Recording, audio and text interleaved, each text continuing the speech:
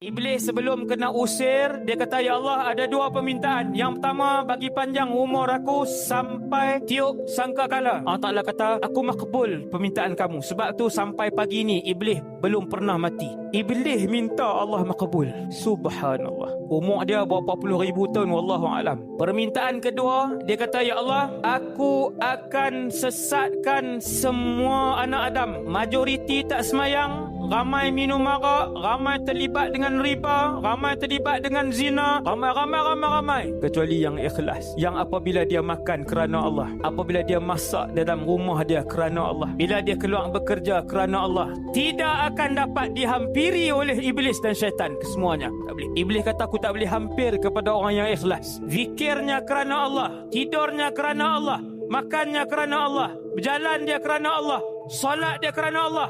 Iblis kata, aku tak boleh rapat. Yang lain semua aku akan rosakkan.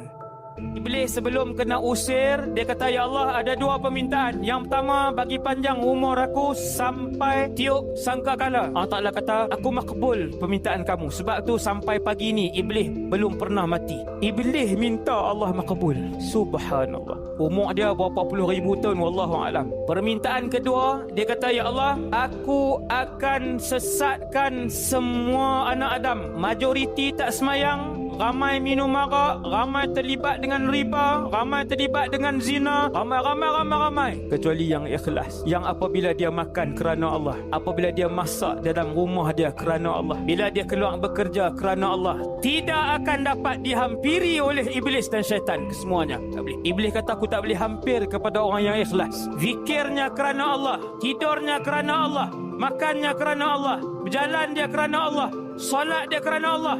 Iblis kata, aku tak boleh rapat. Yang lain semua aku akan rosakkan.